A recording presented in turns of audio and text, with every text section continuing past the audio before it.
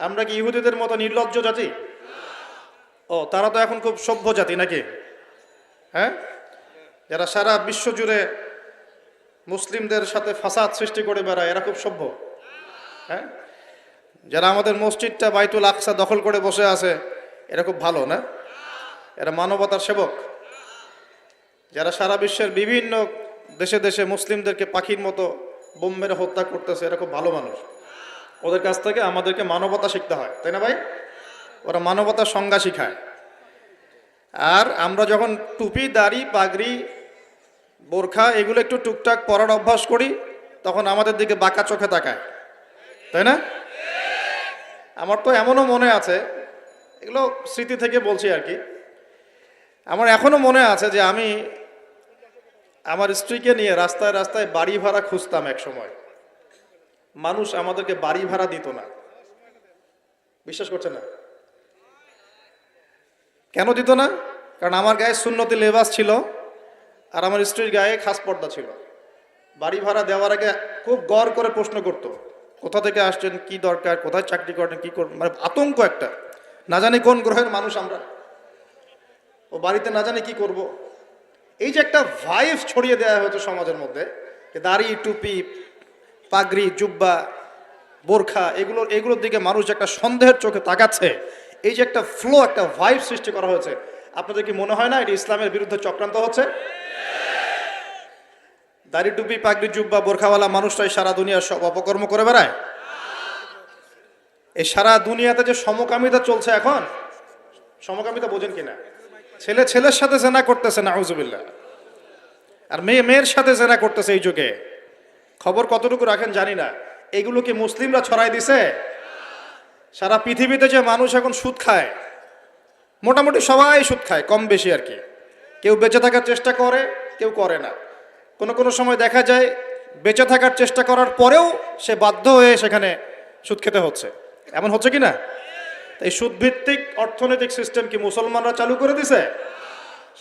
সারা বিশ্বের মানুষকে হারাম কি মুসলমানরা খাওয়াচ্ছে? সবার ফোনে ফোনে ইন্টারনেট সেকশনে ঢুকলেই দেখবেন পর্নোগ্রাফি, নগ্নতা, দেখেন না? এমন কারো চোখ নাই এটা দেখে নাই, কারণ এটা সম্ভব না এখন এই যুগে।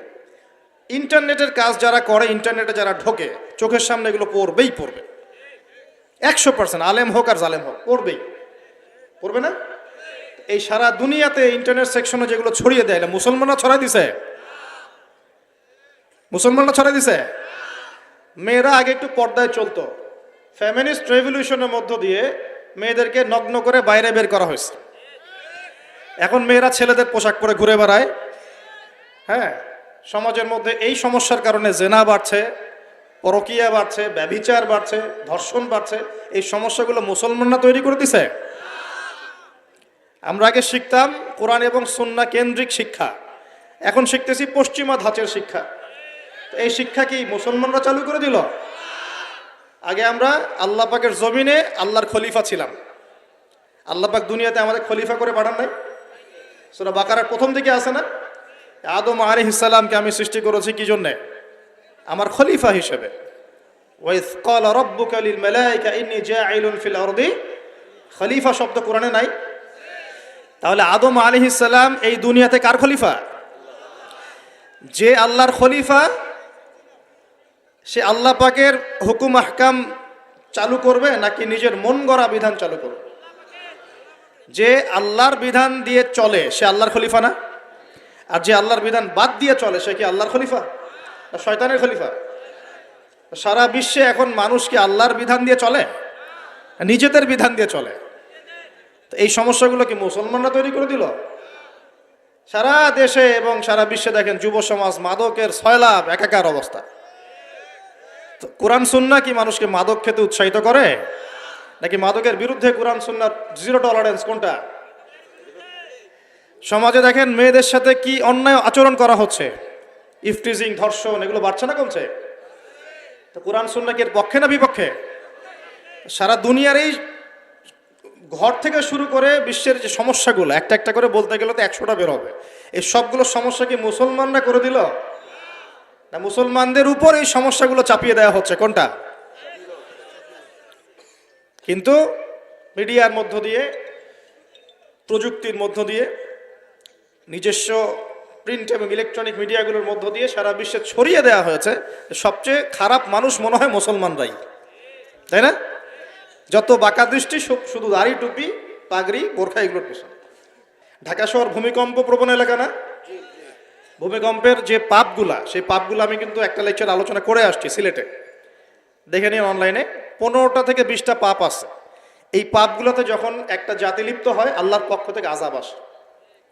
কয়েকটা কথা বলছি। পাপগুলোর মধ্যে একটা হচ্ছে যে যখন মানুষ বস্তুবাদী হয়, বেশি বস্তুবাদী মানে দুনিয়া নিয়ে খুব বেশি ব্যস্ত, পরকালের ফিকির কম, আল্লাহকে ভুলে গেছে। তারপরে যখন আমানত উঠে যায়, আমানত কি হয়? উঠে যায়। তারপর যখন গনিমতের মাল মনে করে আমানত মানুষ খেয়ে ফেলতেছে, আমানত রাখা হয়েছে, গনিমতের মাল মনে করে খেয়ে ফেলল। যখন মানুষ এই মাকে কষ্ট দেয়, মাকে কষ্ট দিয়ে মানে মায়ের সাথে খারাপ ব্যবহার করে, বউয়ের আঁচল ধরে বসে থাকে। যখন মানুষ বাবাকে দূরে ঠেলে দেয় আর বন্ধু বান্ধবকে কাছে টেনে নেয়।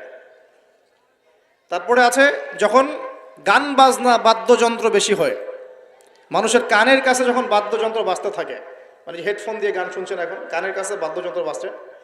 তারপর যখন মানুষ মাদকদ্রব্য বেশি সেবন করা শুরু করে, যখন জেনা বেশি বেড়ে যায়, অশ্লীলতা বেশি বেড়ে যায়, ব্যভিচার বেড়ে যায়, এই পাপগুলো যখন বেড়ে যায় এবং গায়িকা নর্তকীর সংখ্যা বেড়ে যায়, প্রতিটা কথা আরবি দিয়ে বলা আছে, আমি বলতে গেলে টাইম যেত, আমি শর্ট করে বললাম। এই কাজগুলো যখন একটা সমাজের মধ্যে বেশি হয়, তখন ওই জায়গায় আল্লাহর পক্ষ থেকে 2টা মারাত্মক মানে আযাব আসে। তার মধ্যে একটা হচ্ছে মহামারী, আর একটা হচ্ছে এই ভূমিকম্প। আর ভূমিকম্পের সাথে চলে আসে ভূমি ধস, মানে ভূমি ধসে যায় এবং চেহারার আকৃতি পরিবর্তন হয়।